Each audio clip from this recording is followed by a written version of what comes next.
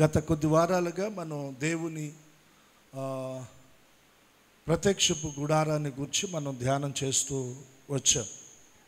ప్రత్యక్షపు గుడారం 3 భాగాలు.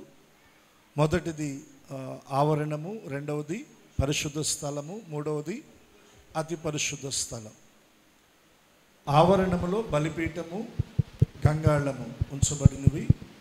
పరిశుద్ధ స్థలములో సన్నిధి రొట్టెల బల్ల, దీపవృక్షము, ధూపవేదిక, ఈ 3 ఉపకరణాలు అక్కడ ఉంచబడ్డాయి. అతి పరిశుద్ధ స్థలములో మందసము ఉంచబడింది. మందసాన్ని గురించి మనం గత వారం ధ్యానం చేశాం. దాని కొలతలు, అది తుమ్మకర్రతో చేయబడి బంగారు జావతో అది పొదిగించబడుతుంది. ఆ మందసము పైన కరుణాపీఠం దానికి మూతగా ఉంటుంది. ఆ కరుణాపీఠం మీద రెక్కలు చాపుకున్న 2 కెరూబులు ఆ మందసాన్ని కప్పుతూ నకిష్ పనిగా చేయబడి ఆ కరుణాపీఠం మీద అవి ఏకాండముగా చేయబడ్డవి. సో దాని గురించి మనం కొంత ధ్యానం చేయడానికి ప్రభు మనకి కృప అనుగ్రహించారు. ఈ మందసము కానీ, సన్నిధి రొట్టెల బల్ల కానీ, బలిపీఠము కానీ, ధూపవేదిక కానీ దేనితో తయారు చేయబడ్డాయి అంటే తుమ్మకర్రతో చేయబడ్డాయి. దేనితో చేయబడ్డాయి చెప్పండి? తుమ్మకర్రతో చేయబడ్డాయి. బలిపీఠము ఇత్తడితో పొదిగించబడింది. మందసము వచ్చి బంగారపు రేకుతో అది పొదిగించబడింది లేదా కప్పబడింది. ఈ తుమ్మకర్ర దేనికి సాదృశ్యంగా ఉంది? ఈ తుమ్మకర్ర దేన్ని సూచిస్తుంది అని మనం గత వారం దేవుని సన్నిధిలో ధ్యానం చేశాం. ఈ తుమ్మకర్ర మానవుని జీవితాన్ని, మానవ నైజాన్ని సూచిస్తూ ఉంది. మానవ నైజం ఏంటో మనం గత వారంలో కొన్ని విషయాలు దేవుని సన్నిధిలో మనం నేర్చుకున్నాం. మరొక కోణంలో ఈ మందసాన్ని గురించి నేను మీతో మాట్లాడాలని ఆశపడుతున్నాను. మీరు గత వారం నిర్గమాకాండం 25వ అధ్యాయం 10 నుండి 17 వచనాలు దేవుడు మోషేకు మందసాన్ని తయారు చేయబడిన ఆ వివరాలు అక్కడ మనం చదివాం. నిర్గమాకాండం 37వ అధ్యాయం 1వ వచనంలో ఇశ్రాయేలు ప్రజలు మోషే ఆ మందసాన్ని తయారు చేసినట్లుగా మనం అక్కడ గమనించాం. దేవునికి ఒకసారి స్తోత్రం చెల్లిద్దాం. సో ఇప్పుడు ఈ మందసాన్ని గురించి మనం దేవుని సన్నిధిలో కొన్ని విషయాలు మనం ధ్యానం చేద్దాం. మొదటిగా ఈ మందసాన్ని గురించి నేను మీకు చెప్తున్నటువంటి మాట, ఈ మందసము ఎవరిని సూచిస్తుందంటే ప్రభు అయిన యేసుక్రీస్తు వారిని సూచిస్తూ ఉంది. ఎవరిని సూచిస్తుంది చెప్పండి?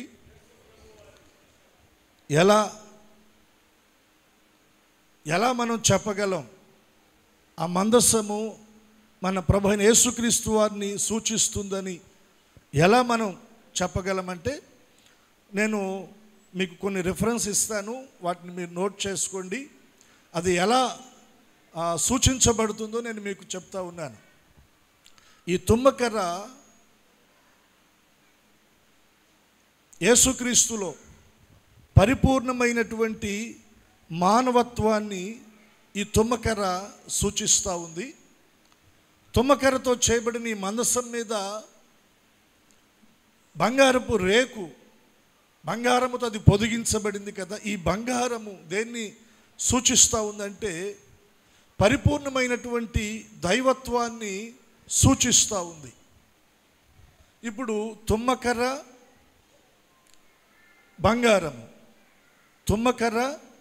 బంగారం,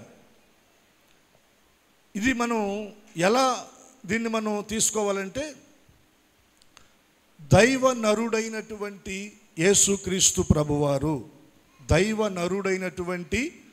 యేసుక్రీస్తు ప్రభువారు, పరిపూర్ణమైనటువంటి మానవత్వం ఆయనలో కనబడుతుంది. పరిపూర్ణమైనటువంటి దైవత్వం కూడా ఆయనలో మనం చూడగలం. ఇప్పుడు మనలో మానవత్వమే ఉంటుంది, దైవత్వం కనబడదండి. యేసుక్రీస్తు ప్రభువారిలో పరిపూర్ణమైన మానవత్వం ఉంది, పరిపూర్ణమైనటువంటి దైవత్వం కూడా ఆయనలో ఉంది. దానికి సంబంధించినటువంటి నేను కొన్ని రిఫరెన్స్ నేను ఎక్కువ చెప్పనులే, నేను బైబిల్లో వాటిని ధ్యానం చేశాను, కానీ మీకు కొన్ని రిఫరెన్స్ ఇస్తాను. దానిలో మీరు మొదటిగా గమనించండి, రోమాపత్రిక మొదటి అధ్యాయం, రోమాపత్రిక మొదటి అధ్యాయము మీరు 5వ వచన భాగాన్ని లేదా మొదటి నుండి, అంటే ఆ వచన భాగాలను కూడా కలిసి ఉంటాయి, 1 నుండి 7 వచనాలు కూడా కలిసే ఉంటాయి. మీరు చదవండి, మీకు అక్కడ చక్కగా అర్థమవుతుంది. రోమాపత్రిక మొదటి అధ్యాయం మొదటి నుండి మనం చదువుదాం 5 వచనాలు.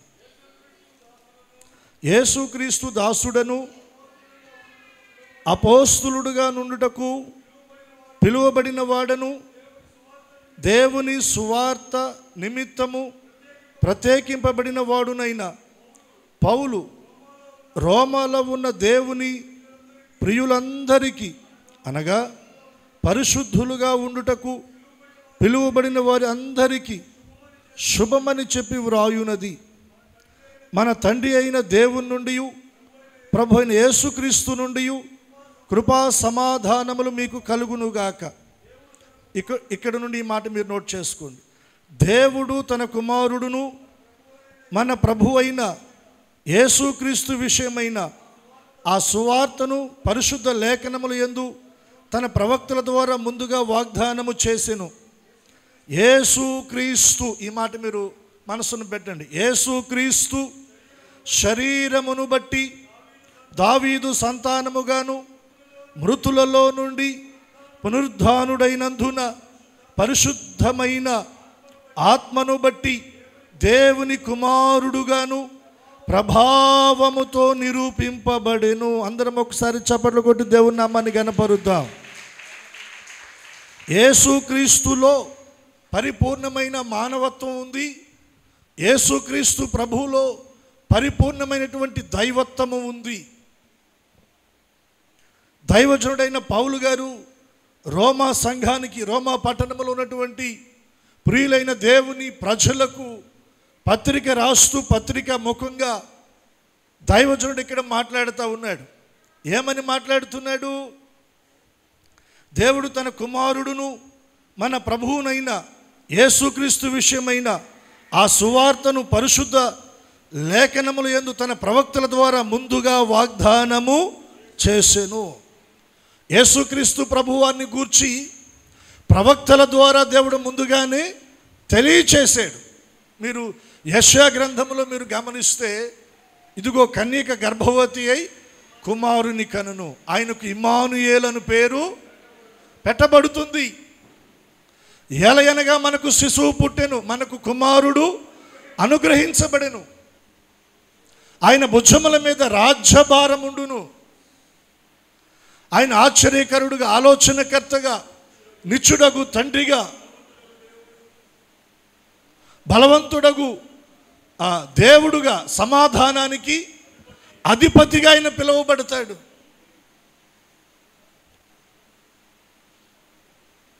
తన సేవకుల ద్వారా, ప్రవక్తల ద్వారా దేవుడు ముందుగానే ప్రవచింప చేశాడు.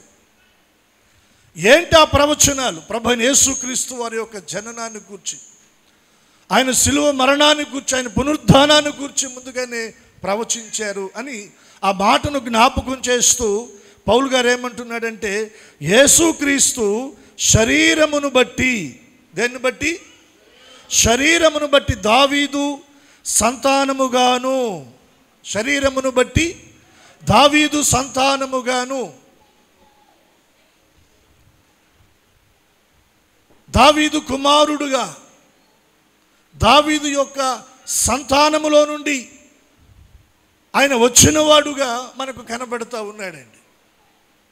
దైవనరుడు, దైవనరుడు, పరిపూర్ణమైనటువంటి ఆ మానవత్వ ఆ పరిస్థితిని ఆయనలో మనం చూస్తాం. అదే సమయంలో ఆయన దేవుడు, దేవుని కుమారుడు, దైవత్వం కలిగిన వాడు అనడానికి అక్కడ మనం గమనిస్తున్న మాట ఏంటంటే, మృతులలో నుండి పునరుద్ధానుడైనందున పరిశుద్ధమైన ఆత్మను బట్టి దేవుని కుమారుడు. ఎవరైనా చెప్పండి? ఇప్పుడు దావీదు సంతానంలో నుండి వచ్చాడు కాబట్టి ఆయన నరుడు. మరి ఇప్పుడు ఆయన దైవము, దేవుని కుమారుడు, దేవుడు, దైవత్వము అని మనం ఎలా ఆయన మనం పిలవగలమంటే దానికి ఆధారం ఏంటంటే ఆయన మృతులలో నుండి లేపబడ్డాడంట. చప్పట్లు కొట్టి దేవుని నామానికి కనపరుద్దాం. మృతులలో నుండి ఆయన తిరిగి లేపబడ్డాడు. చూడండి, మృతుల్లో నుండి పునరుద్ధానుడైనందున పరిశుద్ధమైన ఆత్మను బట్టి దేవుని కుమారుడుగాను ప్రభావముతో నిరూపింపబడెను. ప్రభావముతో నిరూపింపబడెను.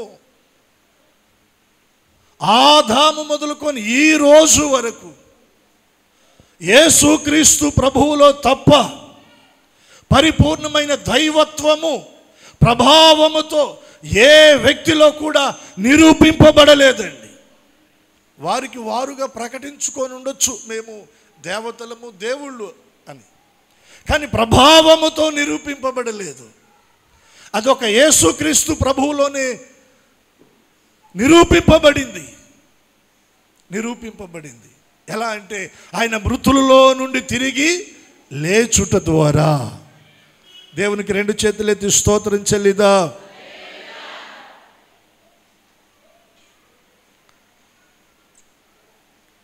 గాబ్రియేలు దేవుని దూత మరియ దగ్గరకు వచ్చి, దయాప్రాప్తురాల నీకు శుభం. ఈ శుభవచనం ఏంటోనని మరియా కంగారు పడుతూ ఉంటే దేవుని దూత మరియతో మాట్లాడుతూ అంది, భయపడమాకు, నువ్వు గర్భం ధరించబోతున్నావు, కుమారుని నీవు కనబోతున్నావు. ప్రధానం జరిగింది కానీ వివాహం అవ్వలేదు. నేను పురుషుణ్ణి ఎరుగని దానను, ఇది ఎలాగూ జరుగును. గర్భం ధరించాలి అంటే, ఒక బిడ్డకు జన్మనివ్వాలి అంటే స్త్రీ పురుషుల కలయిక ద్వారా కదా అది జరిగేది. నేను పురుషుని ఎరుగని దాననే, మరి ఎలా గర్భం ధరిస్తాను అనే సందేహాన్ని వ్యక్తపరిచింది మరియమ్మ.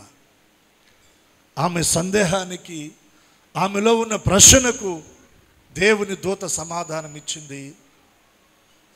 పురుషుని ద్వారా కాదమ్మా, సర్వోన్నతుని శక్తి, పరిశుద్ధాత్మ దేవుని శక్తి నిన్ను కమ్ముకుంటుంది. అప్పుడు నీవు గర్భాన్ని ధరిస్తావు. పుట్టబోవు శిశువు పరిశుద్ధుడై దేవుని కుమారుడు అనబడతాడు. పుట్టబోవు శిశువు ఎవరు చెప్పండి? పరిశుద్ధుడు, దేవుని కుమారుడు అనబడతాడు. ఆయన శరీరమును బట్టి చూస్తే దావీదు సంతానములో ఆయన పుట్టాడు. పరిశుద్ధ ఆత్మను బట్టి చూస్తే ఆయన దేవుని కుమారుడు. హల్లెలూయా. పుట్టబోవు శిశువు పరిశుద్ధుడు, దేవుని కుమారుడు. అది ఎలా? ఒక ప్రభావముతో నిరూపింపబడింది. ఏంటి ఆ ప్రభావం అంటే, పురుషుని ఎరగకుండా మరియ గర్భాన్ని ధరించింది. హల్లెలూయా. సర్వోన్నతుని శక్తితో, పరిశుద్ధాత్మ దేవుని యొక్క శక్తి ఆమెను కమ్ముకున్నప్పుడు గర్భం ధరించింది. కాబట్టి ఆయన పరిశుద్ధుడు. 33.5 సంవత్సరాలు భూమి మీద ప్రభు జీవించారు. ఈ 33.5 జీవిత కాలములో ప్రభు ఒక సవాలును విసిరాడు. ఆయన బ్రతికున్నప్పుడే కాదు, ఆయన శిలువ మరణం, పునరుద్ధానుడై తిరిగి లేచిన తర్వాత ఆనాటి కాలం మొదలుకొని ఈ రోజు వరకు కూడా ఆ ప్రశ్నకు, ఆయన విసిరిన సవాలుకు, ఆయనలో పాపాన్ని, మచ్చను ఈరోజు కూడా కనుగొనలేకపోయారు. రెండు చేతులెత్తి స్తోత్రం చెల్లిదా. నాలో పాపమున్నదని మీలో ఎవరైనా స్థాపించగలరా? సవాల్. ఇలా సవాల్ విసిరిన వారు ఎవరు కూడా ఈ భూమండలం మీద లేరండి. హల్లెలూయా.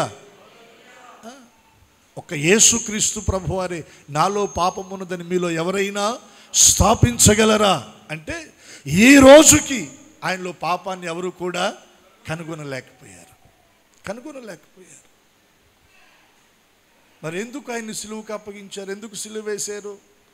ఎందుకు ఆయన సిలువ మీద చనిపోయాడు? యెహోవా మనందరి దోషములను ఆయన మీద మోపెను. మన అతిక్రమ క్రియలను బట్టి ఆయన గాయపరచబడ్డాడు. మన దోషాలను బట్టి ఆయన నలగొట్టబడ్డాడు. మన సమాధానార్థమైన శిక్ష ఆయన మీద పడింది.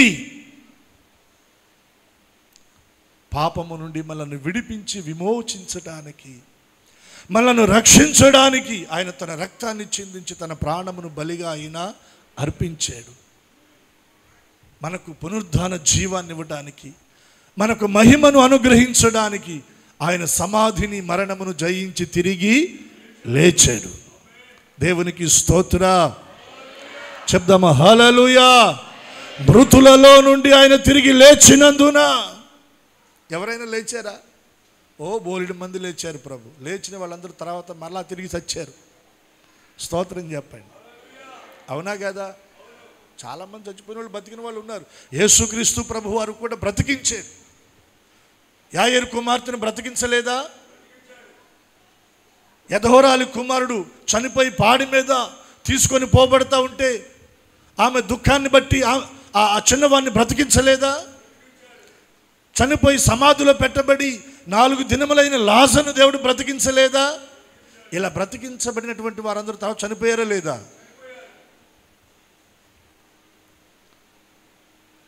చాలామంది అనొచ్చు, ఏమండి మా వాళ్ళలో కూడా చచ్చిపోయి తిరిగి బతికిన వాళ్ళు ఉన్నారండి అని. బతికారు, కానీ మరలా తిరిగి తర్వాత చచ్చిపోయారు.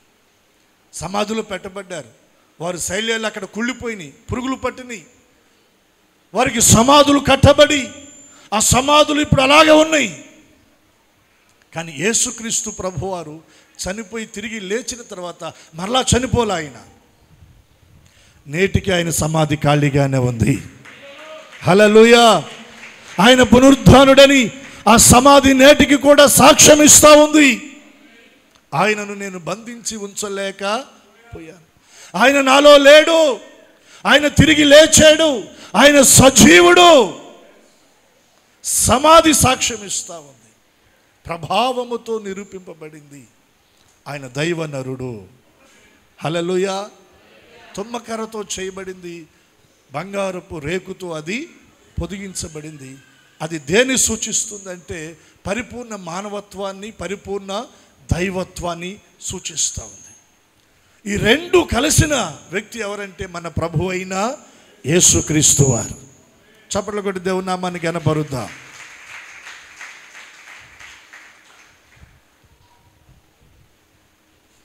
ఇప్పుడు ఈ మందసాన్ని నేను మీకు గత వారం కూడా చెప్పాను. ఒక ప్రదేశం నుండి మరొక ప్రదేశానికి ఇశ్రాయేలు ప్రజలు ప్రయాణం చేస్తూ ఉన్నప్పుడు ఈ మందసాన్ని యాజకులు మోయాలి. లేవీయులైన యాజకులు ఈ మందసాన్ని మోయాలి. ఇప్పుడు ఇక్కడ ఇంకొక విషయాన్ని నేను మీకు జ్ఞాపకం చేస్తాను. ఇవి కాస్త మీరు మనసును పెట్టుకోండి.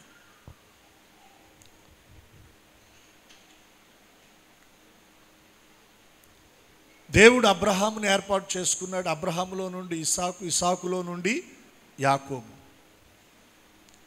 యాకోబును ఒక జనాంగంగా దేవుడు చేసేసాడు. ఒక జాతి ప్రజలుగా యాకోబు సంతానాన్ని దేవుడు చేశాడు. యాకోబులో నుండి వచ్చేటువంటి పిల్లలు ఎంతమంది? 12. వారి ద్వారా వచ్చిన ప్రజలందరినీ కలిపి ఇశ్రాయేలీయుల జాతి అని పిలుస్తారు. ఇశ్రాయేలీయుల జాతి అని పిలుస్తారు. ఇప్పుడు యాకోబు సంతానములో నుండి వచ్చిన ఈ 12 గోత్రాలుగా విభజించబడ్డారు. ఎలా విభజించబడ్డారు చెప్పండి?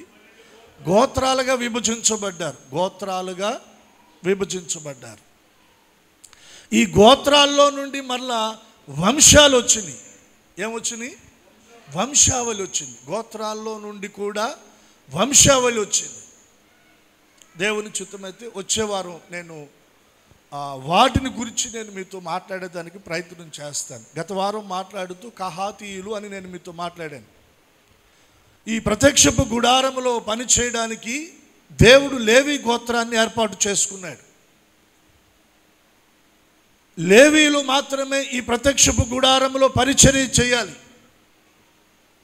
ఈ ప్రత్యక్షపు గుడారములో యాజకత్వ పరిచర్యను, ఆ బాధ్యతను దేవుడు ఎవరికి అప్పగించాడంటే ఈ లేవీయుల్లోనే అహరోను సంతతి వారికి అప్పగించాడు.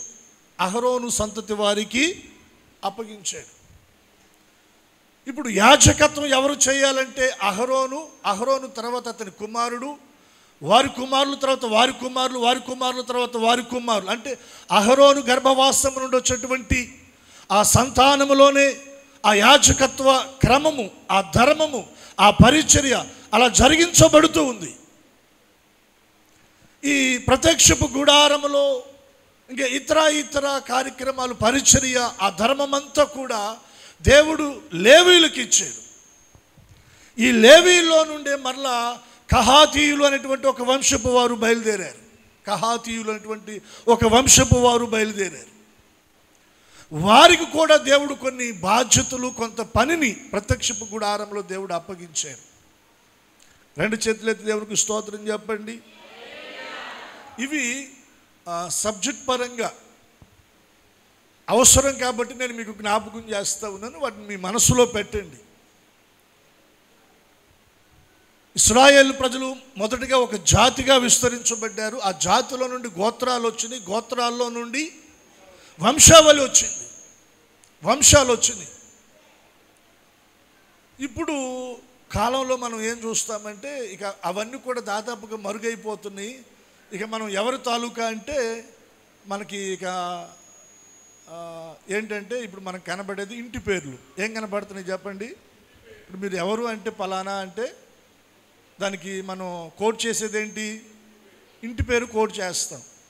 ఆ దినాల్లో కోడ్ చేయాలంటే వంశము, తర్వాత గోత్రము, తర్వాత వారి జాతి, ఇవన్నీ వస్తాయి అన్నమాట. ఇప్పుడు అవన్నీ కనుమరుగైపోయినాయి దాదాపుగా. ఇప్పుడు సాధారణంగా ఇక మీరు ఎవరి తాలూకా ఏంటంటే మనం ఇంటి పేరు కోడ్ చేస్తాం, ఇంకంతే. ఆధార్ కార్డులో కానీ, రేషన్ కార్డులో కానీ, ఓటర్ కార్డులో కానీ. కొన్ని ప్రదేశాల్లో ఇంటి పేరు కూడా కనబడటంలా, జస్ట్ సన్ ఆఫ్ ఫాదర్ నేమే ఇంకా వాళ్ళకి ఐడెంటిటీ. కొన్ని ఏరియాల్లో, కొన్ని ప్రాంతాల్లో, కొన్ని రాష్ట్రాల్లో ఇక ఇంటి పేరు కూడా కనబడదు.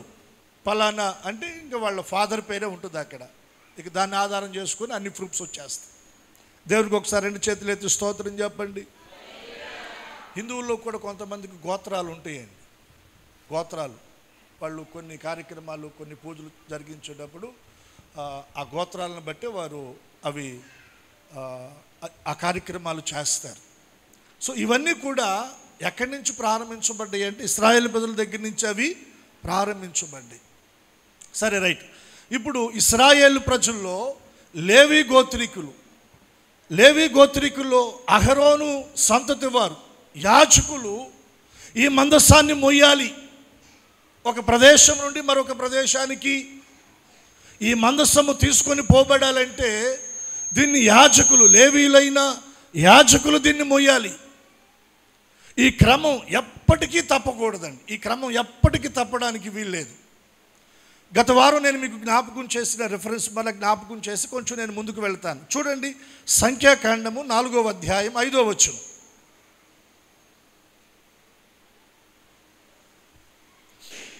సంఖ్యాకాండము 4వ అధ్యాయం 5వ వచనం.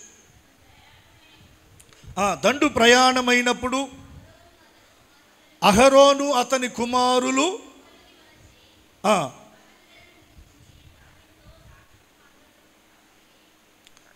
ఈ సాక్ష్యపు మందసం దగ్గరికి ఎవరు వెళ్ళాలి? అహరోను అతని కుమారులు వెళ్ళాలి. రైట్. ఇప్పుడు ద్వితోపదేశకాండం 10వ అధ్యాయం 8వ వచనాన్ని కూడా మనం చూద్దాం. కొంచెం చదవగలిగినటువంటి వారు గట్టిగా చదవడానికి ప్రయత్నం చేయండి. తర్వాత ద్వితోపదేశకాండం 5:31, 9:25 కూడా మీరు కోట్ చేయండి. 10:8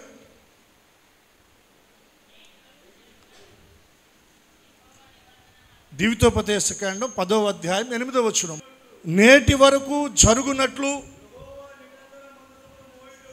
బాగా గమనించాలి, నేటి వరకు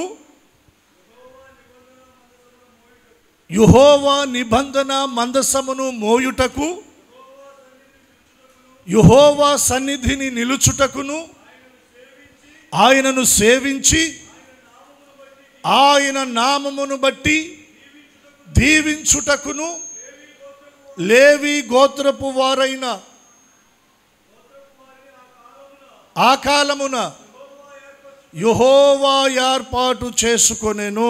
ఎవరిని ఏర్పాటు చేసుకున్నాడు? లేవి గోత్రాన్ని దేవుడు ఏర్పాటు చేసుకున్నాడు. దేని కొరకు?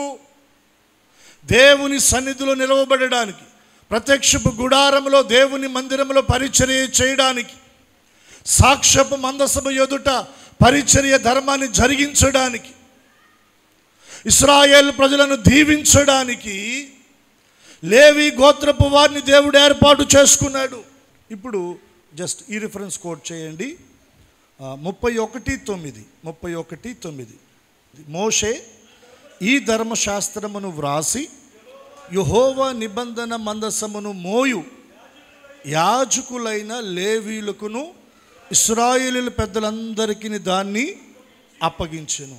ఇప్పుడు 31:25 మోషే యెహోవా నిబంధన మందసమును మోయు లేవీయులను చూచి ఆజ్ఞాపించినదేమనగా, ఈ ధర్మశాస్త్ర గ్రంథమును తీసుకొని మీ దేవుడైన యెహోవా నిబంధన మందసపు ప్రక్కన ఉంచండి. ఇక్కడ మీరు గమనించాల్సిన మాట ఏంటి? మందసమును మోయు యాజకులైన లేవీయులు. ఎవరు చెప్పండి? మందసమును మోయు యాజకులైన లేవీయులు. మందసమును మోయు లేవీయులను చూచి, మందసాన్ని ఎవరు మోయాలి? లేవీయులు. లేవీయుల్లో కూడా ఎవరు మోయాలి? యాజకులు మోయాలి. ఇవి కొంచెం మీరు జాగ్రత్తగా మనసును పెట్టాలి. యాజకులు తమ భుజముల మీద మందసాన్ని మోయాలి. పాత నిబంధనలో లేవి గోత్రికులను దేవుడు ఏర్పాటు చేసుకున్నాడు. యాజక పరిచర్య కొరకై అహరోను సంతతిని దేవుడు ఏర్పాటు చేసుకున్నాడు. లేవీలో కహాతీయుల వంశపు వారిని దేవుడు తన సన్నిధిలో పరిచర్య కొరకు ఏర్పాటు చేసుకున్నాడు. మరి క్రొత్త నిబంధన వచ్చేటప్పటికి, క్రొత్త నిబంధన యేసుక్రీస్తు ప్రభువారి యొక్క శిలువ మరణము పొంది సమాధి చేయబడి తిరిగి ఆయన లేచిన తరువాత ఈ క్రమము ఏమైంది? ఈ యాజకులు ఎవరు? ఈ లేవీయులు ఎవరు? మనం ఆలోచన చేస్తే పేతురు గారు తన పత్రికలో ఒక మాట అంటాడు. మీరు గమనించండి. పేతురు రాసినటువంటి మొదటి పత్రిక 2వ అధ్యాయము 9వ వచనంలో అక్కడ ఏమంటాడంటే, అయితే మీరు చీకటిలో నుండి ఆశ్చర్యకరమైన తన వెలుగులోనికి మిమ్మును పిలిచిన వాని గుణాతిశయములను ప్రచురము చేయు నిమిత్తం ఏర్పరచబడిన, బాగా గమనించాలి, ఏర్పరచబడిన వంశం వచ్చేసింది. ఇందాక నేను మీకు జ్ఞాపకం చేశాను. జాతి, గోత్రము, తర్వాత వంశాలు వచ్చింది. ఇక్కడ పేతురు గారు ఏమంటున్నాడంటే, మీరు చీకటిలో నుండి ఆశ్చర్యకరమైన తన వెలుగులోనికి ఆయన మిమ్మల్ని పిలిచాడు. ఎక్కడి నుండి పిలువబడ్డాం మనం? చీకటిలో నుండి, లోకములో నుండి, శాపములో నుండి, పాపములో నుండి, నాశనానికి జోగుతున్న ఆ స్థితిలో నుండి ఆయన మనల్ని పిలిచాడు. ఎక్కడికి పిలిచాడు? ఆశ్చర్యకరమైన తన వెలుగులోనికి ఆయన మనలను పిలిచాడు. పిలిచి ఏం చేశాడు? ఆయన ఏర్పాటు చేయబడినటువంటి ఒక ప్రత్యేకమైన వంశముగా ఆయన మనల్ని చేశాడు. చదవండి, వచ్చినండి మరలా జాగ్రత్తగా. ఆశ్చర్యకరమైన తన వెలుగులోనికి మిమ్మును పిలిచిన వాని గుణాతిశయములను ప్రచురము చేయు నిమిత్తమై ఏర్పరచబడిన వంశము. ఏమయ్యాం చెప్పండి? మనం ఇప్పుడు ఏర్పరచబడినటువంటి వంశంలోనికి మనం వచ్చాం. ఈ వంశాన్ని ఎవరు ఏర్పాటు చేశారు? సర్వలోకనాథుడు, సర్వ సృష్టికి ఆది సంభూతుడు, మన కొరకు ప్రాణం పెట్టి సమాధి చేయబడి తిరిగి లేచిన పునరుద్ధానుడు మన ప్రభు అయిన యేసుక్రీస్తు వారు సిలువలో ఆయన చిందించిన అమూల్యమైన రక్తము చేత మనల్ని కడిగి పరిశుద్ధపరిచి నీతిమంతులుగా తీర్చిదిద్ది మనలందరినీ కూడా ఒక వంశముగా ఆయన ఏర్పాటు చేశాడు. రెండు చేతులెత్తి స్తోత్రం చెప్పండి. ఏర్పరచబడినటువంటి వంశం ఇది. ఏమంటున్నాడు ఇంకా అక్కడ? రాజులైన యాజక సమూహముగా, పరిశుద్ధ జనముగాను, దేవుని సొత్తైన ప్రజలుగాను మనం మారిపోయాం. ఇప్పుడు దేవుని వంశంలోనికి మనం వచ్చాం. దేవుని ద్వారా ఏర్పరచబడిన వంశంలోనికి మనం వచ్చాం. తర్వాత దేవుడు మనను రాజులుగా చేశాడంట. ఎలా చేశాడు ఆయన మనల్ని చెప్పండి? రాజులుగా చేశాడు. పాత నిబంధనలో మొదటిగా సౌలును దేవుడు రాజుగా చేశాడు. సౌలు అవిధేయుడై దేవుని కృపను పోగొట్టుకొని ఆ సింహాసనాన్ని పోగొట్టుకున్నాడు. ఆ తర్వాత అది ఎవరికి అనుగ్రహించబడింది? దావీదుకు అనుగ్రహించబడింది. దావీదు విధేయుడై ఉన్నాడు. దావీదు దేవునికి లోబడ్డాడు, దేవుని చిత్తాన్ని జరిగించాడు. అందుకనే దావీదుతో దేవుడు నిబంధన చేశాడు. ఏమని? సూర్యుడు ఉన్నంత వరకు, చంద్రుడు నిలిచి ఉన్నంత వరకు నీ సంతతిలో ఒకరు ఈ సింహాసనం మీద ఎన్నటికీ కూర్చుంటారు. హల్లెలూయా. దావీదు తర్వాత సొలొమోను కొంతకాలం మంచిగా పరిపాలన చేశాడు. కానీ ఆ తర్వాత చివరిలో సొలొమోను విగ్రహారాధన సంబంధమైన వాటి వైపు తిరిగాడు. అయితే సొలొమోను బట్టి అతని రాజ్యము తొలగించబడాలి. కానీ దావీదును బట్టి ఏం చేశాడు? సొలొమోను కుమారుడైన రెహబాముకు ఒక గోత్రాన్ని ఇచ్చి సింహాసనం మీద కూర్చోబెట్టాడు. అంటే పాత నిబంధనలో దావీదు సంతతికి దేవుడు సింహాసనాన్ని స్థిరపరిచాడు. క్రొత్త నిబంధనలో ఒక్క సంతతికి కాదండి, మనల్ని రాజులుగా చేసేసాడు ఆయన. హల్లెలూయా. ఇప్పుడు మీరంతా ఎవరు చెప్పండి? రాజులు. ఎవరు? రాజులు. ఒకటి, దేవుని ద్వారా ఏర్పరచబడిన వంశంలోనికి మీరు వచ్చారు. రెండవది, దేవుడు మిమ్మల్ని రాజులుగా చేశాడు. మూడవదిగా మనం చూస్తే అక్కడ యాజకులుగా ఎలా చేశాడంట? అంటే ఇప్పుడు పాత నిబంధనలు ఇవన్నీ మనం చూస్తాం, వంశావళిలు చూస్తాము, రాజులను చూస్తాము, యాజకులను చూస్తాము. ఈ వంశావళులు కొందరికే ప్రత్యేకించబడ్డాయి, రాజులు కొందరే ప్రత్యేకించబడ్డారు, యాజకులుగా కొందరే ప్రత్యేకించబడ్డారు. పాత నిబంధన ప్రకారం వాటికి మనం అర్హులము కాదు. కానీ క్రొత్త నిబంధనలో ప్రభు అయిన యేసుక్రీస్తు వారిలో వాటికి ఆయన మనల్ని అర్హులుగా చేసేసాడు. వాటిని దాటి మనల్ని తీసుకొని వెళ్ళాడు ఆయన. యాజకత్వాన్ని దేవుడు మనకి ఇచ్చాడు. ఇంకా ఏమంటున్నాడు అక్కడ? పరిశుద్ధ జనముగా. గట్టిగా చప్పట్లు కొట్టి దేవుని నామాన్ని కనపరుద్దాం.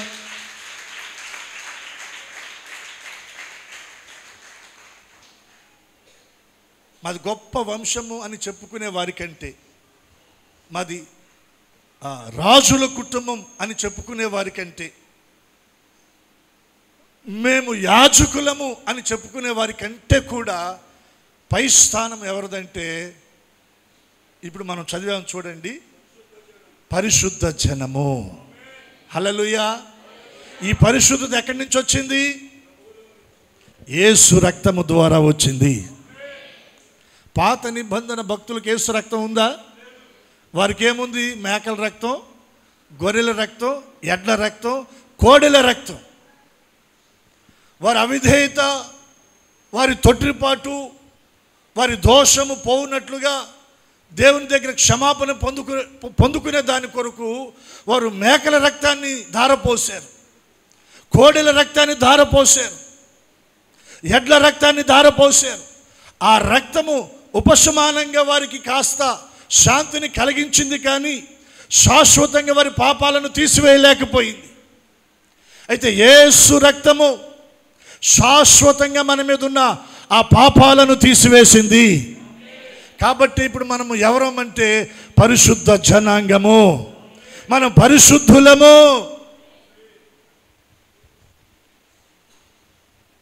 దేవుడు మనల్ని పరిశుద్ధులుగా తీర్చిదిద్దాడు. ఇంకా ఏమంటున్నాడు అక్కడ? దేవుని సొత్తైన ప్రజలం. ఎవరి సొత్తు మనం చెప్పండి? దేవుని సొత్తు. ఒక మాట చెప్పి నేను ముందుకు వెళ్తాను. మన సొత్తు మనం జాగ్రత్త చేసుకుంటామా? ఎక్కడ పడితే అక్కడ పడేస్తామా? మీ మనీ పర్సు ఎక్కడ పడితే అక్కడ పడేస్తారా?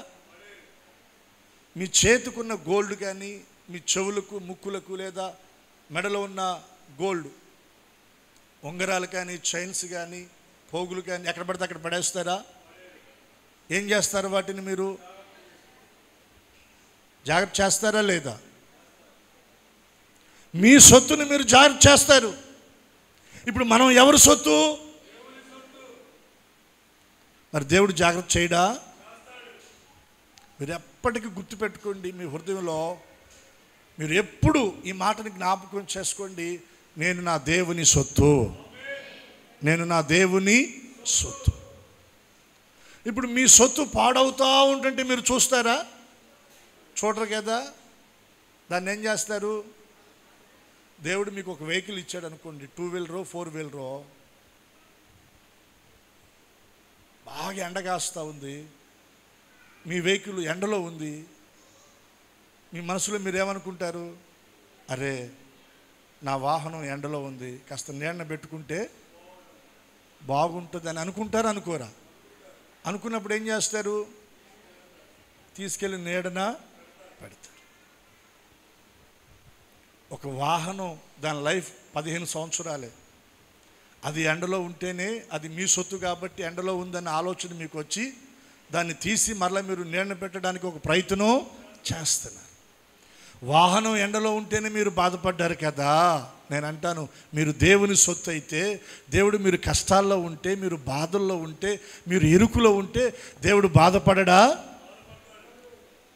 ఖచ్చితంగా మీ గురించి దేవుడు ఆలోచన చేస్తాడు.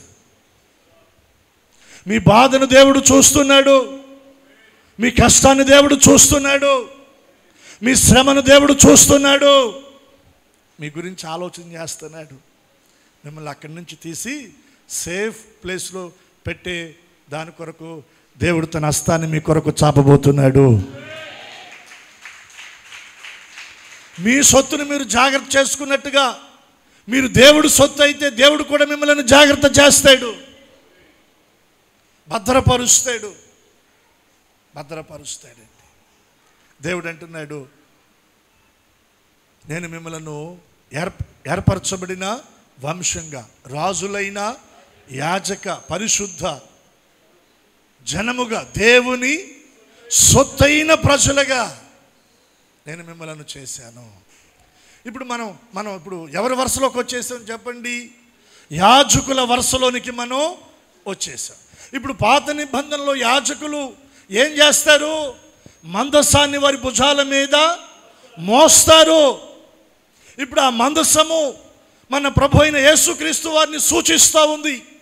క్రొత్త నిబంధనలో మనం కూడా యాజకులమయ్యాం. ఇప్పుడు మనం ఏం చేయాలి? ఆ మందసాన్ని మనం కూడా భుజాల మీద మోయాలి. ఇప్పుడు లేదు కదా ఆ మందసం అని మీరు అనొచ్చు, అది పరలోకంలో ఉంది. ఇప్పుడు లేదుగా. సొలొమోను మందిరం తర్వాత అది కనుమరుగైపోయింది. ఒక దినాన పరలోకంలో దాన్ని మనం చూస్తామని ప్రకటన గ్రంథంలో రాయబడింది. మరి ఇప్పుడు మనం ఏం మోయాలి? చూడండి, పరిశుద్ధ గ్రంథమైన బైబిల్ తెరచి మీరు మత్తయి సువార్త మీరు 11వ అధ్యాయం, మత్తయి సువార్త 11వ అధ్యాయం 29-30 వచనాలు. నేను సాత్వికుడను, దీన మనస్సు గలవాడను కనుక నీ మీద నా కాడి ఎత్తుకొని నా యొద్ద నేర్చుకొనుడి, అప్పుడు మీ ప్రాణమునకు విశ్రాంతి కలుగుతుంది. ఎలయనగా నా కాడి సులువుగాను నా భారము తేలికగా ఉంది. సాక్షాత్తు ప్రభువారు పలికిన మాట. ఏ పరిస్థితుల్లో ఈ మాట పలికారు ప్రభువారు? ప్రయాసపడి భారం మోస్తున్న సమస్త జనులారా నా యొద్దకు రండి, నేను మీకు విశ్రాంతిని కలగచేస్తాను. ఆయా భారాలు మోస్తున్నారు. పనుల భారాలు, కుటుంబ భారాలు, ఉద్యోగ భారం, వ్యవసాయ భారం, వ్యాపార భారం, చదువుల భారం, వీటన్నిటిని మించి దాటి పాప భారాన్ని మనిషి మోస్తున్నాడు.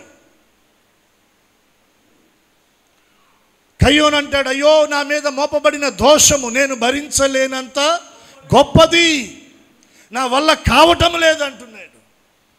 ఈ భారాలు మోయలేకే చాలామంది తనువు చాలిస్తున్నారు. నా వల్ల కావటం లేదండి, నేను రాణించలేకపోతున్నానండి, నేను భరించలేకపోతున్నానండి,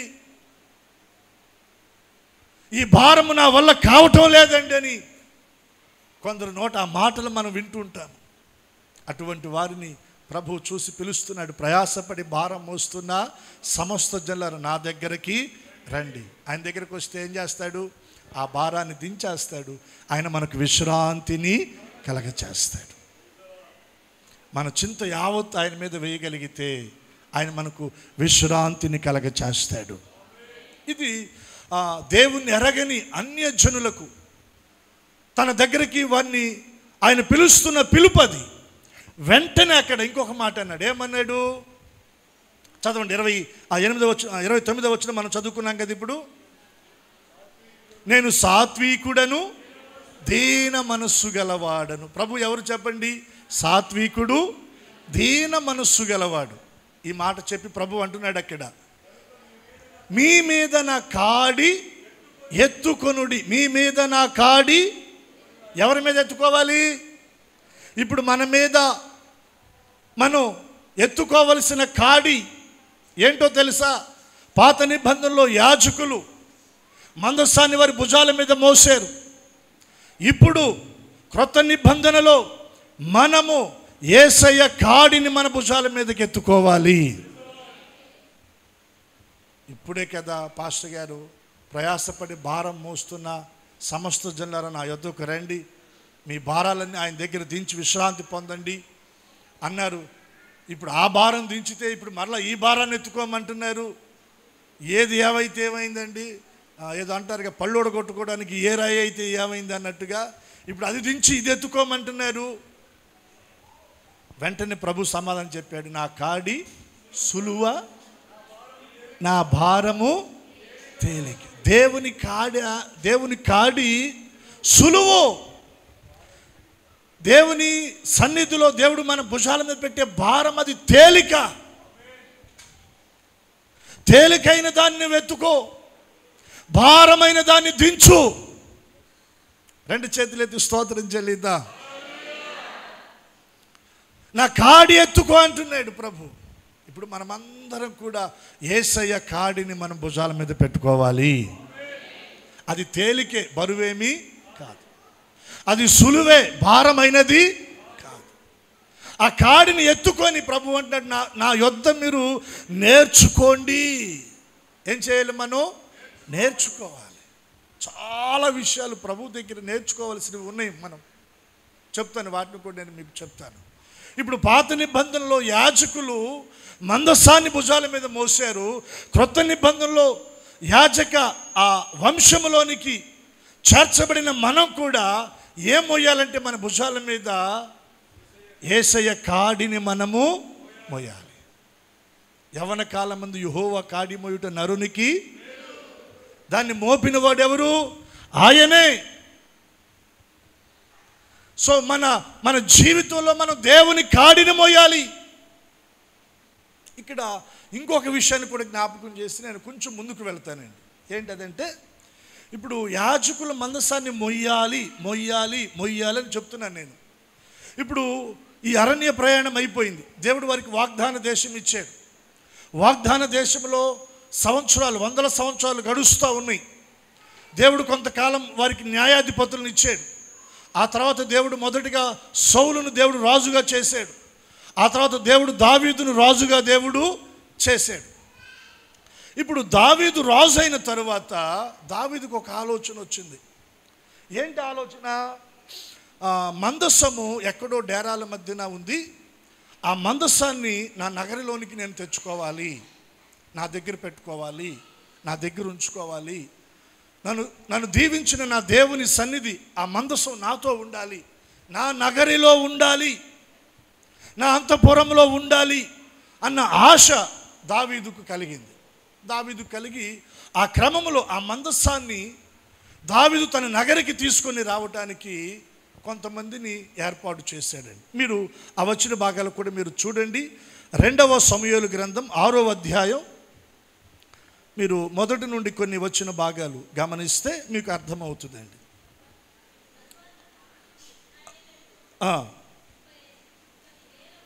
మొక్కలు నరకమాకండి, దాన్ని కొంచెం జాగ్రత్తగా గట్టిగా చదవండి.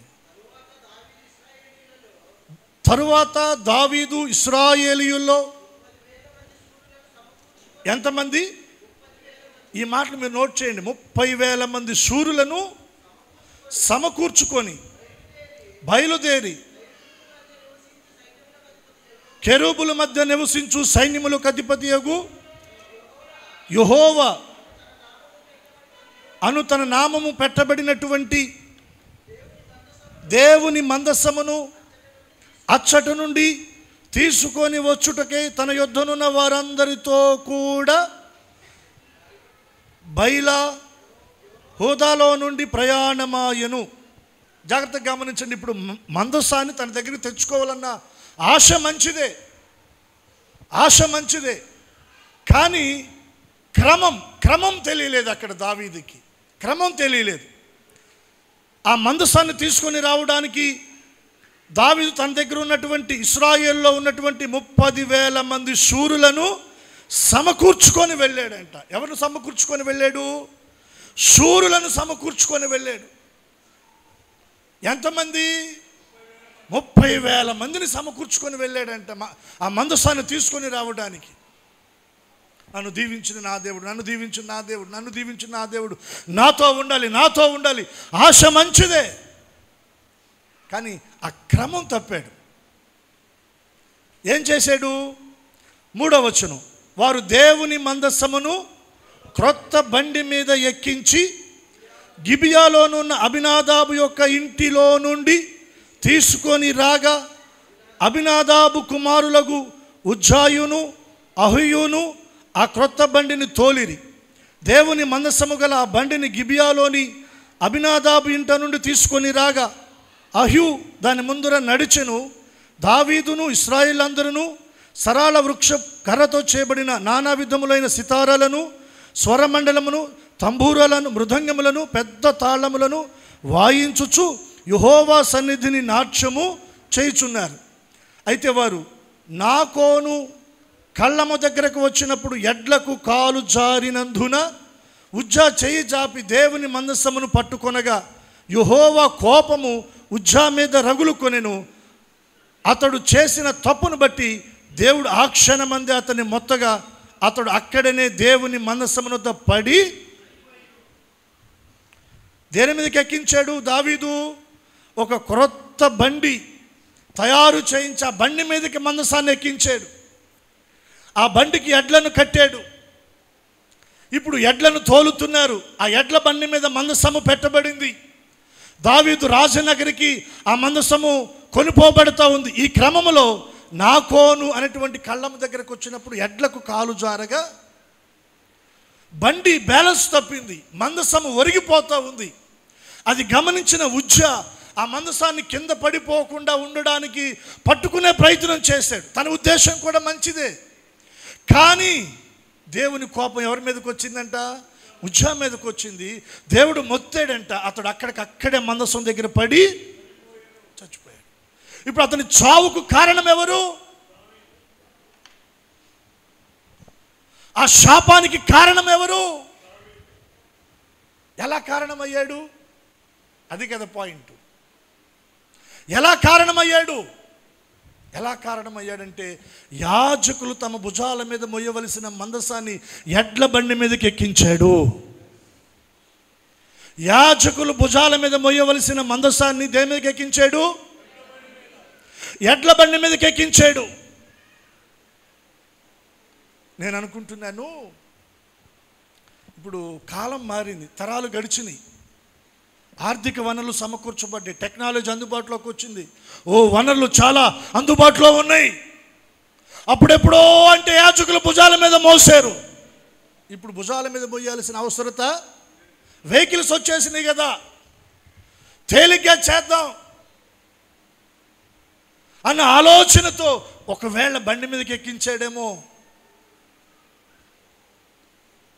కానీ బండి మీదకి ఎక్కించిన విధానాన్ని దేవుడు ఒప్పుకున్నాడా? ఒప్పుకోలేదండి. నేనంటాను, మన ఆర్థిక స్థితిగతులు మారచ్చు కాలక్రమంలో, టెక్నాలజీ పరంగా మనం చాలా డెవలప్ అవ్వచ్చు, నెమ్మదిగా సుఖంగా బ్రతకడానికి కావలసిన వనరులన్నీ మనకు అందుబాటులో ఉండొచ్చు. ఇవన్నీ నీ వ్యక్తిగతంగా నువ్వు హ్యాపీగా బ్రతకడానికే. కానీ నీవు దేవుని సేవించే విషయంలో దేవుడు నీకు ఏ క్రమాన్ని అయితే పెట్టాడో ఆ క్రమంలో నుండి నువ్వు తొలగకూడదు. ఆ క్రమాన్ని దాటి నీ ఇష్టానుసారంగా నేను నా ప్రభువును సేవిస్తానంటే దేవుని దయ కాదు నీ మీదకి వచ్చేది, దేవుని కోపం నీ మీదకి వస్తుంది. యాజకులు మందసాన్ని మోయాలి కానీ బండి ఎక్కించకూడదు. హల్లెలూయా. క్రొత్త నిబంధనలో దేవుని కాడిని మనం మోయాలి, మనం బండి ఎక్కించకూడదు.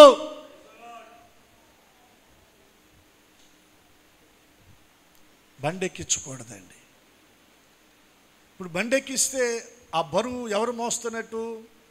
బండి మోస్తుంది. దాని బరువెందు నీకు తెలీదు. తెలుస్తుందా? తెలీదు. దేవుని కూర్చున్న జ్ఞానం మనకు తెలియాలి, దేవుని పనిని కూర్చున్న పరిచయని కూర్చున్న ఆ విషయాలు మనకు వ్యక్తిగతంగా మనకు తెలియాలి. వ్యక్తిగతంగా దేవుణ్ణి మనం ఎరగాలి, వ్యక్తిగతంగా దేవుణ్ణి మనం అనుభవించాలి. రెండు చేతులు ఎత్తి స్తోత్రం చెప్పండి. ఈ చిన్న పొరపాటు ఉజ్జా చనిపోవడానికి ఏమైంది చెప్పండి? కారణం. దేవుని సేవించే విషయంలో కూడా మన జీవితంలో కూడా చిన్న చిన్న లోపాలే ఉంటాయండి. అవి మనకు పెద్ద నష్టాన్ని తీసుకొస్తాయి. అర్థమైందా మీకు ఈ మాట? చిన్న పొరపాటే కానీ పెద్ద నష్టాన్ని. భుజాల మీద మోయవలసిన మందసాన్ని బండెక్కిస్తే ఉజ్జా చచ్చిపోయాడు అక్కడ. నీ కుటుంబంలో నష్టానికి, నీ కుటుంబంలో నువ్వు ఎదుర్కొంటున్న సమస్యలకు, ఇబ్బందులకు, నీ ఆత్మీయ జీవితంలో చిన్న చిన్న లోపాలే, వాటిని దేవుని వాక్యపు వెలుగులో సరి చేసుకోవడానికి నువ్వు ఇష్టపడితే దీవించబడతావు. ఏముందిలేండి అంటే ఎవరు ఏమి చేయగలిగింది ఏమి. కొద్ది రోజుల క్రిందట చర్చిలో మోటార్ స్విచ్ చేస్తే మోటార్ తిరగట్లా. మోటార్ స్విచ్ చేస్తే మోటార్ తిరగట్లా. మరి మందిరం తొడవడానికి పిల్లలు ట్యాప్ దగ్గర నీళ్లు పట్టుకోవాలా? అవునా కాదా? పట్టుకోవాలి. తర్వాత వాష్రూమ్ ఏదైనా వాడుకోవాలన్నా వీటన్నిటి కూర్చుని ఆలోచన, అరే పిల్లలు వస్తారు ఇప్పుడంతా మరి పంపేడ కొడతారు, ఇదంతా చాలా. ఇప్పుడు నా ఆలోచన ఏంటంటే ఇప్పుడు తిరగట్లేదంటే అది లోన వైండింగ్ పోయిందో, బేరింగ్లు పోయినాయో, ఏం పోయిందో. ఇప్పుడు దాన్ని మనం ఆయన పిలిపించి బాగు చేయించడానికి డబ్బులు ఎంత అవుతాయో ఈ ఆలోచన చాలా వేగంగా. ఇది పనికొచ్చుదో మరి పనికిరాదంటాడు, లేకపోతే మళ్ళీ కొత్త మోటరు కొనాలంటాడు. ఇక ఇన్ని రకాల ప్రెషర్, ఒత్తిడి వచ్చేస్తూ ఉంది. సరే ఏది ఏమైనా అని ఎలక్ట్రీషియన్కి ఫోన్ చేస్తే, చంటన్నకి ఫోన్ చేస్తే, అంటే మోటార్ తిరగటం లేదు, ఇది పరిస్థితి అంటే ఆయన అన్నాడు, సౌండ్ వస్తుందా అన్నాడు. అని వస్తుందని. ట్రస్ట్ ఉంటే స్విచ్ చేసి ఒక చిన్న పని చేయి అన్నాడు. ఏం చేయమంటారన్న, ఆ మోటార్ వెనక మళ్ళీ ఫ్యాన్ ఉంటుంది కదా, దాన్ని కొంచెం ఆ టెస్ట్ పెట్టి అలా అనండి అని అన్నాడు. అంటే మీరు ఒక వారం 10 రోజులు మోటార్ రెగ్యులర్గా వేస్తున్నారంటే ఒక వారం 10 రోజులు పైన అయింది, మోటార్ వేయట్లేదు, పెద్దగా వాడకం లేక అంటే అది స్టక్ అయిపోయింది, టెస్ట్ పెట్టి కొంచెం దాన్ని ఇట్లా అనండి అన్నాడు. సరే అని చెప్పి నేను స్విచ్ చేసి వచ్చి ఆ టెస్ట్ తీసుకొచ్చి ఆ ఫ్యాను ఉంటుంది కదా వెనక, మళ్ళా ఆ ఫ్యాన్ దగ్గర పెట్టి ఇట్లా అన్నా. వెంటనే తిరిగింది, నీళ్ళు వచ్చినాయి, ట్యాంక్ నిండింది. శుభ్రంగా మందిరం అంత పిల్లలు ట్యాప్లో నీళ్లు పట్టుకొని తుడుచుకున్నారు. ప్రాబ్లం ఎంత ఉంది అక్కడ? సఫర్ ఎంత అవ్వాల్సి వచ్చింది? అర్థమైందా మీకు? మన ఆత్మీయ జీవితంలో కూడా స్టక్ అయినవి ఏయో చిన్న చిన్నవే ఉంటాయి. ప్రార్థన చేసుకోవటమో, వాక్యం చదవటమో, పరిచర్య చేయటం, ఎక్కడో ఏదో స్టక్ అయింది, ఆగిపోయింది. దేవునికి కానుక ఇవ్వటం ఎక్కడో ఏదో ఆగిపోయింది, స్టక్ అయిపోయింది. దాన్ని కదిలిస్తే అన్ని మళ్ళీ వచ్చేస్తాయి చక్కగా. ప్రాబ్లం చిన్నదే, కానీ దాని ద్వారా వస్తున్నటువంటి ఒత్తిడి పెద్ద మొత్తంలో ఉంది, నష్టము పెద్ద మొత్తంలో ఉంది, సఫర్ అవటం ఎక్కువలో ఉంది. భుజాల మీద మొయ్యవలసిన మందసాన్ని బండెక్కిస్తే జరిగిన పొరపాటు ఏదో చిన్నది అనుకోవచ్చు దావీదు, కానీ దానికి వచ్చిన నష్టం ఏంటి చెప్పండి? ఒక ప్రాణ నష్టం. ఉజ్జా చనిపోయాడు అక్కడ. ఈ రోజున నీ కుటుంబంలో నీవు ఎదుర్కొంటున్న ఈ పరిస్థితులకు నీ ఆత్మీయ జీవితాన్ని ఒకసారి నీ వైపు తిరిగి ఆలోచన చేయి. ఎక్కడ నువ్వు ఆగిపోయావో, ఎక్కడ నువ్వు తొట్టిల్లావో, ఎక్కడ పడిపోయావో, ఎక్కడ నువ్వు ఇంకా సరిచేయబడాలో, అది చిన్నదే, కానీ నువ్వు అక్కడ సరిచేయబడితే పెద్ద పెద్ద ఆశీర్వాదాలు నీ కొరకు అక్కడ వాకిట్లో నిలబడి ఉన్నాయి. హల్లెలూయా. ఆ చిన్నదాని విషయంలో నువ్వు సరిచేయబడకుండా ఉంటే పెద్ద నష్టాన్ని కూడా అదే మొత్తంలో నీవు చూస్తావండి. దావీదుకు భయం వచ్చేసింది, కచ్చ కచ్చ కచ్చ వణికిపోయాడు, గుండెలు బాదుకున్నాడు, ఏం చేయాలో అర్థం కాల. వెంటనే అలా పార చూస్తే దగ్గర ఒబేదెదోము ఇల్లు కనబడతా ఉంది. ఆ బండిని మెల్లగా ఆయన ఇంటికి పంపించి అక్కడ పెట్టేసి ఇక రాజనగర్కి వెళ్ళిపోయాడు. ఏం అర్థం కాల కొన్ని దినాలు. తర్వాత దావీదు చెవిన పడిన సమాచారం ఏంటంటే మందసము ఒబేదెదోము ఇంటిలో ఉండగా ఒబేదెదోము ఇంటిని దేవుడు ఆస్వాదించాడు. అప్పుడు నేను అనుకుంటున్నాను, లేవీలను పిలిపించి ధర్మశాస్త్రాన్ని పరిశీలన చేసి ఉంటాడు. మందసాన్ని తీసుకొని రావలసిన క్రమము ఏది, ఆ క్రమం అప్పుడు అర్థమైంది. ఆ తర్వాత కొత్త బండి కాదండి, ఎవరిని ఏర్పాటు చేశాడు? యాజకులను ఏర్పాటు చేశాడు. లేవీల యాజకులను ఏర్పాటు చేస్తే యాజకులు తమ భుజాల మీద మందసాన్ని పెట్టుకుంటే, యాజకులు మోస్తూ ఉంటే ఆ మందసం రాజనగరి దావీదు అంతఃపురానికి అది తీసుకొని రాబడతా ఉంది.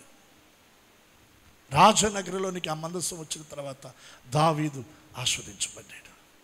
హల్లెలూయా.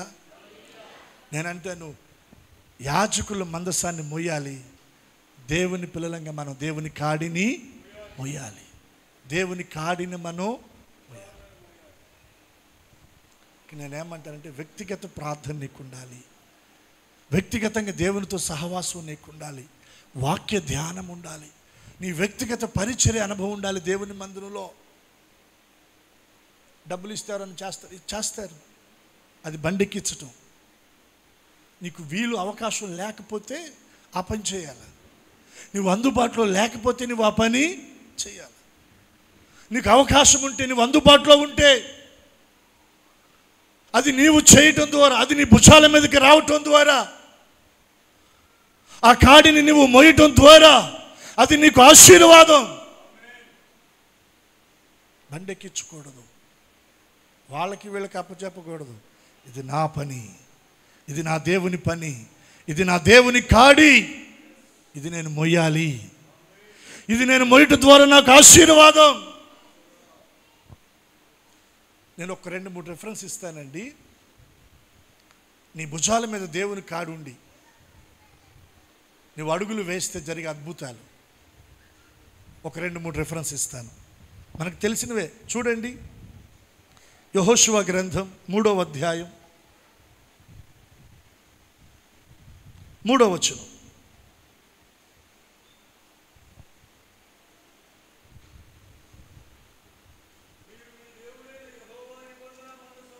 మీరు మీ దేవుడైన యెహోవా నిబంధన మందసమును మీరు మీ దేవుడైన యెహోవా మందసమును లేవీయులైన యాజకులు మోసుకొని పోవటము మీరు చూచినప్పుడు మీరున్న స్థలములో నుండి బయలుదేరి దాని వెంబడి వెళ్ళవలెను. చాలు, 3వ అధ్యాయము. అలాగే మీరు ఇంకొక వచనాన్ని చూడండి, 17వ వచనం. జనులు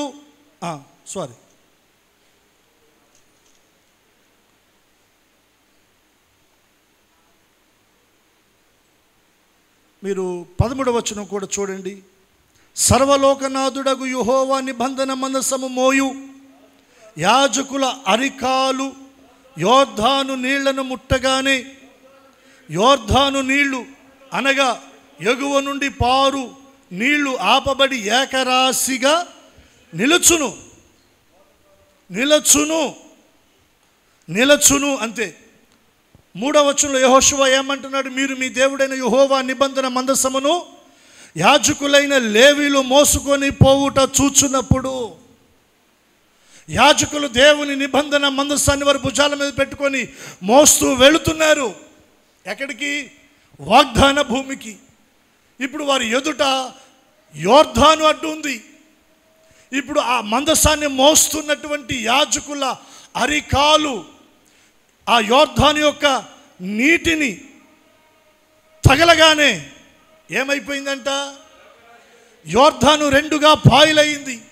ఎగువ నుండి పారుతున్న ఆ నీటి ప్రవాహం, ఆ నీటి ఒరవడి ఏమైంది? ఏకరాశిగా నిలిచిపోయిందంట. నీ ఆత్మీయ ప్రయాణానికి, నీ భక్తి ప్రయాణానికి, నీ వ్యాపార ప్రయాణానికి, నీ ఉద్యోగ ప్రయాణానికి, నీ చేతి ప్రయాణానికి అడ్డుగా వస్తున్న యోర్దాను నది లాంటి ఎగువ నుండి పారుతున్నటువంటి ఆ వరద ప్రవాహ నీటి తాకిడిని 2గా పాయలు చేయగలిగిన, ఏకరాశిగా నిలపగలిగిన ఆ ప్రభావము నీవు భుజాల మీద మోస్తున్న ఆ మందసములో ఉంది. హల్లెలూయా చెప్దామా? హల్లెలూయా. ఇప్పుడు యెహోషువ, ఇశ్రాయేల్ ప్రజలు వాగ్దాన భూమిని స్వతంత్రించుకోవాలంటే యోర్దాను దాటాలి. యోర్దాను ఒడిగా ప్రవహిస్తూ ఉంది, ఎగువ నుండి ప్రవహిస్తూ ఉంది.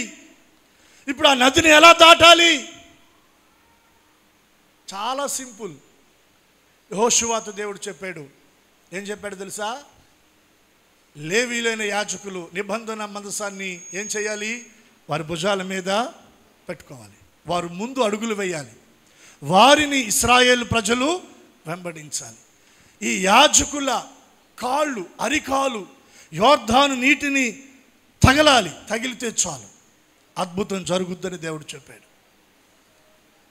అదే ప్రకారంగా లేవీలైన యాజకుల మందసాన్ని మోస్తూ యోర్దాను ఆ నది, ఆ నీటిని వారి అరికాలు తాకగానే అది 2గా పాయలైపోయిందంట. ఏకరాశిగా ఇరువైపులా అది నిలిచిపోయిందంట. నేనేమంటానంటే, దేవుని కాడి నీ భుజాల మీద ఉంటే నీకు అడ్డుగా వచ్చిన నదులు సహితం నీకు దారిస్తాయి. 2గా పాయలు చేయబడతాయి, ఏకరాశిగా నిలిచిపోతాయి. దాని నడుమ దేవుడు నిన్ను నడిపిస్తాడు, అద్దరికి చేరుస్తాడు. నీవు నదులలో పడి దాటి వెళ్ళినప్పుడు అవి నీ మీద పొర్లి పారవు అని యెషయా గ్రంథంలో వ్రాయబడింది. ఎప్పుడు పారవు? ఆ మాట పట్టుకొని మనం నదుల్లోనికి వెళ్ళిపోతే ఖచ్చితంగా మునిగిపోతాం. దేవుని కాడి మన భుజాల మీద ఉన్నప్పుడు. 2 చేతులెత్తి స్తోత్రం చెల్లిద్దాం. యోర్దాను ఏమైంది చెప్పండి? 2గా పాయలయ్యింది. ఇంకో విషయాన్ని నేను మీకు జ్ఞాపకం చేస్తున్నాను. యెహోషువ గ్రంథం 6వ అధ్యాయం 6వ వచనాన్ని చూడండి. మీరు 6వ అధ్యాయం 6వ వచనం. నూను కుమారుడైన యెహోషువ యాజకులను పిలిపించి, మీరు నిబంధన మందసము ఎత్తుకొని మొయ్యుడి. 7 యాజకులు యెహోవా మందసమునకు ముందుగా పొటేళ్ల కొమ్ము బూరలను 7 పట్టుకొని నడవవలెనని వారితో చెప్పెను. ఏమంటున్నాడు? యాజకులను పిలిపించి మీరు నిబంధన మందసమును ఎత్తుకొని మోయండి. ఎరుకో పట్టణాన్ని దాటి వెళ్ళాలి. ఎరుకో ప్రాకారాలు చాలా బలమైనవి. ఆ ప్రాకారాలను దాటాలి. ఎరుకో పట్టణాన్ని స్వాధీనపరుచుకోవాలి. ఇది ఎలా? దేవుడు చెప్పాడు యెహోషువతోటి, యాజకులు మందసాన్ని భుజాల మీద మోస్తూ దినమునకొక మారు ఆ ఎరుకో ప్రాకారాల చుట్టూ తిరగండి. ఆ మందసము వెనక ఇశ్రాయేలు ప్రజలను తిరగమనండి. 6 దినాలు తిరిగిన తర్వాత 7వ దినం 7 మార్లు తిరగండి. బోరలు ఊదండి, జయధ్వనులు చేయండి. మీ ఎదుట ఎరుకో ప్రాకారాలను నేను కూల్చివేస్తాను. ఇశ్రాయేలు ప్రజలు, లేవీలైన యాజకులు దేవుని మందసాన్ని మోస్తూ ఆ ప్రాకారాల చుట్టూ తిరిగారంట. 7వ దినాన 7 మార్లు తిరిగి బోరలు ఊది జయధ్వనులు కేకలు వేయగా ఎరుకో ప్రాకారాలను దేవుడు కూల్చేశాడు. దేవుని కాడి అనే మందసాన్ని నువ్వు నీ భుజాల మీద మోయగలిగితే నీకు అడ్డుగా ఉన్న ప్రాకారాలను కూడా యేసయ్య కూల్చేస్తాడు. నదులను పాయలు చేస్తాడు, ప్రాకారాలను ఏం చేస్తాడు? ఆయన కూల్చేస్తాడు. ఇవి కొంచెం డెప్త్గా మీరు ఆలోచన చేయాలండి. 3వదిగా నేను మీకు జ్ఞాపకం చేసి ముగించేస్తాను. 1 రాజుల గ్రంథం 8వ అధ్యాయం 3వ వచనం 10వ వచనాన్ని మనం చదువుదాం. 1 రాజుల గ్రంథం 8వ అధ్యాయం 3వ వచనం. ఇశ్రాయేలీల పెద్దలందరూ యాజకులు యెహోవా మందసమును ఎత్తి దాన్ని తీసుకొని వచ్చిరి. బాగా గమనించాలి, ఇక్కడ ఇశ్రాయేలీల పెద్దలందరూ రాగా అందరూ కలిసి మందసాన్ని ఎత్తుకున్నారా? యాజకులు యెహోవా మందసమును ఎత్తి దాన్ని తీసుకొని వచ్చిరి. ప్రత్యక్షపు గుడారములోనున్న పరిశుద్ధ ఉపకరణములను యాజకులను లేవీలను తీసుకొని రాగా. 10వ వచనం. యాజకులు పరిశుద్ధ స్థలములో నుండి బయటికి వచ్చినప్పుడు మేఘము యెహోవా మందిరమును నింపెను. కాబట్టి యెహోవా తేజో మహిమ యెహోవా మందిరములో నిండుకొనగా ఆ మేఘమున్న హేతువు చేత యాజకులు సేవ చేయుటకు నిలువలేకపోయిరి. యాజకులు సహితము నిలువలేనంతగా దేవుని యొక్క మహిమ, దేవుని యొక్క ప్రభావము, దేవుని యొక్క ఆ తేజో మహిమ ఆ మందిరమును నింపేసిందంట. ఎప్పుడు? యాజకులు ఆ మందసాన్ని తమ భుజాల మీద మోస్తూ మందిరములోనికి తీసుకొని వచ్చినప్పుడు. 3 విషయాలు నేను మీ ముందు ఉంచాను. యాజకులు దేవుని మందసాన్ని మోస్తున్నప్పుడు యోర్దాను పాయలయ్యింది. యాజకులు దేవుని మందసాన్ని మోస్తున్నప్పుడు ఎరుకో ప్రాకారాలు కూల్చబడ్డాయి. యాజకులు దేవుని మందసాన్ని మోస్తూ మందిరంలోకి వచ్చినప్పుడు ఆ మందిరమును మేఘము కమ్మేసింది. ఎప్పుడైతే ఆ మేఘం మందిరాన్ని కమ్మిందో దేవుని మహిమతో ఆ మందిరము నింపబడింది. తేజో మహిమ ఆ మందిరంలోనికి దిగి వచ్చింది. యాజకులు సహితము కూడా అక్కడ నిలవలేకపోయారు. మన గుడారాలలో, మన గృహాలలో దేవుని మహిమ దిగి రావాలి అంటే దేవుని కాడిని మనం మొయ్యాలి. 2 చేతులే దేవునికి స్తోత్రం చెల్లిద్దాం. దేవుని కాడిని మనం మొయ్యాలి. దేవుని పరిచర్యలో మనం పాలొందాలి. దేవుని పనిలో మనం పాలొందాలి. అది మన భుజాల మీదకి రావాలి. భారం అనుకోకూడదు, కష్టం అనుకోకూడదండి. ఇష్టంగా దేవుని కొరకు మనం ముందుకు రాగలిగితే ఆ కాడిని మోయటానికి దేవుడు ఉన్నతమైన తన కార్యాలను మన జీవితాల్లో అయినా జరిగిస్తాడు. అట్టి కృప ఇక్కడ చేరి మనందరికీ ప్రభు అనుగ్రహించును గాక. ప్రార్థన చేసుకుందాం. దేవుని చిత్తంలో ఈ దినం మనసాన్ని గురించి కొన్ని విషయాలు మనం ధ్యానం చేశాం. వచ్చే వారంలో మరికొన్ని విషయాలు ఈ ప్రత్యక్షపు గుడారంలో నుండి మనం ధ్యానం చేయడానికి ప్రభు మనకి కృప అనుగ్రహించునుగాక.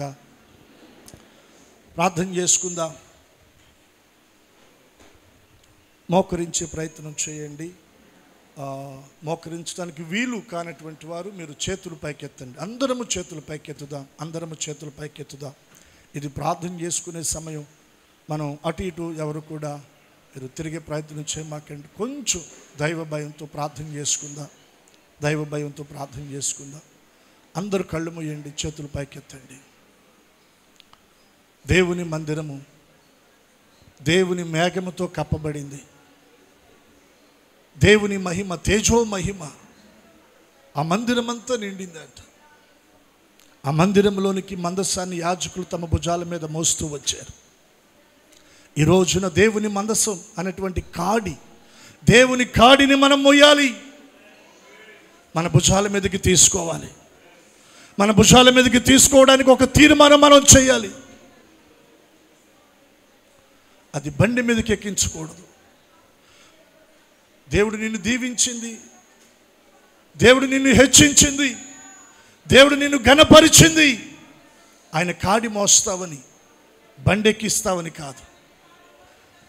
నిన్ను బాగు చేసింది, నిన్ను స్వస్థపరిచింది, నిన్ను బ్రతికించింది. నీవు ఆయన కొరకు బ్రతుకుతావని, బండెక్కిస్తావని కాదు. ఈ రోజున ఒక్కసారి మనం ఆలోచన చేద్దాం. ఎందరో నాశనానికి జోగుతున్నారు. ఎన్నో ఆత్మలు నాశనానికి వెళ్ళిపోతూ ఉంది. ఆయా బంధకాలు, చెడు వ్యసనాలు, మత్తు పానీయాలు, వ్యభిచార సంబంధమైన పాపములో పట్టబడి నాశనానికి జోగుతున్న వారు ఎందరో. వారి కొరకు దేవుని కాడి నువ్వు భుజాల మీదకి ఎత్తుకోవాలి. వారి కొరకు దేవుని సన్నిధిలో విజ్ఞాపన చేయడానికి నువ్వు మోకాళ్ళు వేయాలి. దేవుని పాదాల దగ్గర నువ్వు కన్నీరు కార్చాలి. దేవుని పాదాల దగ్గర నువ్వు కన్నీరు కార్చాలి. దాని కొరకే దేవుడు నిన్ను బ్రతికించాడు. దాని కొరకే దేవుడు నిన్ను ఏర్పాటు చేసుకున్నాడు. దాని కొరకే దేవుడు నిన్ను పిలిచాడు. ఈ రోజున నువ్వు ఆయనకి ఇచ్చిన కాడి బండెక్కిస్తున్నావా, నీ భుజాల మీద మోస్తున్నావా? వారికి వీరికి అప్పచెప్తున్నావా దేవుడు నీకు అప్పగించిన పనిని? ఒకసారి నువ్వు ఆలోచన చేయి. దేవుని మందసము నీ భుజాల మీద ఉంటే నీ అరికాలు తగిలిన యోర్దాను నది పాయలైపోతుంది. ఆ దేవుని మందసము నీ భుజాల మీద ఉంటే నీకు అడ్డుగా వచ్చిన ఎరుకో ప్రాకారాలు సహితము కూడా కూలిపోతాయి. దేవుని మహిమ నీ మీదకి దిగొస్తుంది. దేవుని తేజో మహిమ నీ మీదకి దిగొస్తుంది. దేవుని ప్రభావం నీ మీదకి దిగొస్తుంది. దేవుని శక్తి నీ మీదకి దిగొస్తుంది. దేవుని అభిషేకం నీ మీదకి దిగొస్తుంది. దేవుని కృప నీ మీదకి దిగొస్తుంది. దేవుని మహిమ నిన్ను కమ్ముతుంది. సర్వోన్నతుని దేవుని శక్తి నిన్ను కమ్ముతుంది.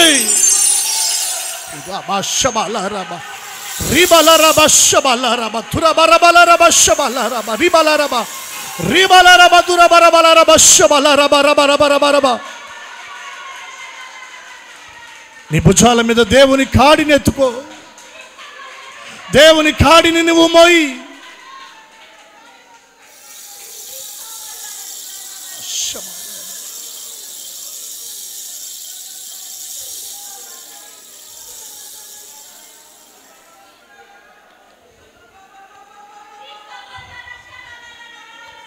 ప్రార్థన అనే కాడి, విజ్ఞాపన అనే కాడి, పరిచర్య అనే కాడి, సాక్ష్యం అనే కాడి, కృతజ్ఞత అనే కాడి, అర్పణ అనే కాడి నీ భుజాల మీదకి రావాలి. నీ భుజాల మీదకి రావాలి. చీకటిలో నుండి దేవుడు నిన్ను పిలిచింది.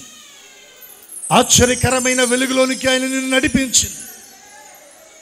ఏర్పరచబడిన వంశముగా, రాజులైన యాజక సమూహముగా, పరిశుద్ధ జనముగా, దేవుని సొత్తైన ప్రజగా నిన్ను చేసింది. ఆయన కాడిని నువ్వు మోస్తావని, ఆయన కాడిని నువ్వు మోయాలని.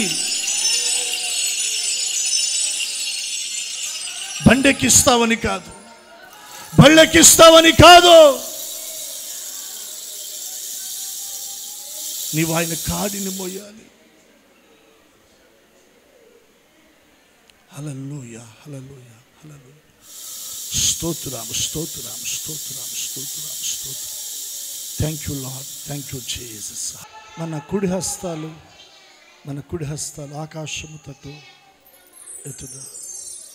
మన కుడి హస్తాలు ఆకాశము తట్టు ఎత్తుదా.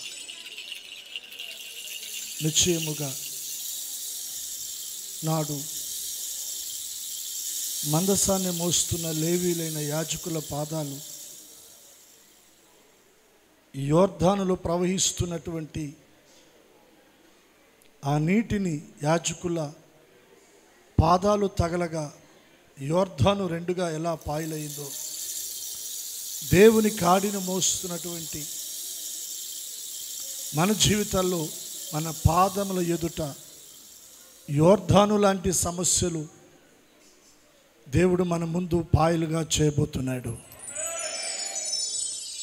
మందసాన్ని మోస్తున్నటువంటి లేవీలైన యాజకుల పాదాలు ఎరుకో ప్రాకారాలు చుట్టూ తిరిగినప్పుడు ఎరుకో ప్రాకారాలు ఎలా దేవుడు కూల్చేసాడు. మనకు ముందుగా ఉన్న అడ్డులు, ఆటంకాలు, వ్యతిరేకతలు, తిరుగుబాటులు, వాటన్నిటిని ఆయన కుప్పకూల్చబోతా ఉన్నాడు. యాజకులు మందసాన్ని మోస్తూ దేవుని మందిరంలోనికి తీసుకొని రాగా మేఘము కమ్మింది. దేవుని మహిమ మందిరము నింపబడింది. తేజో మహిమతో మందిరము నింపబడింది. ఈ రోజున మన జీవితాలు దేవుడు తన మహిమతో నింపబోతున్నాడు. మన కుటుంబాలను తన మహిమతో నింపబోతున్నాడు. దేవుని మహిమ మేఘం మనల్ని కమ్మబోతా ఉంది. తేజో మహిమను మనం అనుభవించబోతున్నాం.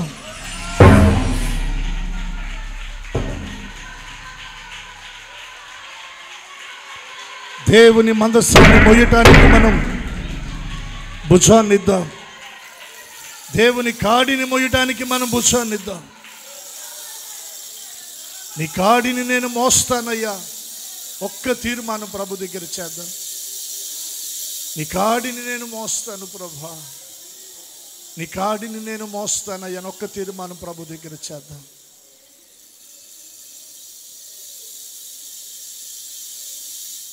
పరిశుద్ధ తండ్రి, నాయనా మీకు వందనాలు, స్తోత్రం చెల్లిస్తున్నా. ఈ దినాన మీరు మాతో మాట్లాడుతూ వచ్చిన ప్రతి మాట మా హృదయాల్లో నీరు కట్టి ఫలభరితంగా చేయండి. నాడు యాజకులు మందసాన్ని మోస్తుండగా జరిగిన అద్భుతాలు, వాటికి మించి నేటి దినాల్లో మీ కాడిని మోస్తుండగా మా జీవితాల్లో మీరు జరిగిస్తున్నందుకే మీకు స్తోత్రం చెల్లిస్తున్నా. దావీదు జీవితంలో ఒక చిన్న పొరపాటు, యాజకులు మోయవలసిన మందసాన్ని బండెక్కిచ్చాడయ్యా. మా జీవితాల్లో కూడా మేము మోయవలసిన కాడిని మోయకుండా చిన్న చిన్న పొరపాట్లు, లోపాలు మా జీవితంలో ఉన్నప్పుడు మేము పెద్ద నష్టాన్ని చూస్తున్నా. ఆ చిన్న చిన్న పొరపాట్లు సరిచేసుకొని ఆ కాడిని మేము భుజాల మీదకి ఎత్తుకోవడానికి మీరు సహాయం చేయండి. మందిరంలో చేరిన ప్రతి బిడ్డ మీ కాడిని మోయటానికి మీరు కృపానుగ్రహించుదురుగాక. వారి ఎదుట యోర్దాను లాంటి సమస్యలు పాయలైపోవునుగాక. ఎరుకో ప్రాకారాలంటే అడ్డులు, వ్యతిరేకతలన్నీ కూలిపోవునుగాక.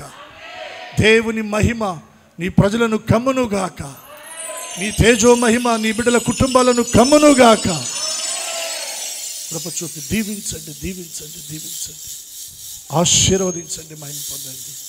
యేసు నామమున ప్రార్థించి అడుగుచున్నాము తండ్రి. ఆమేన్.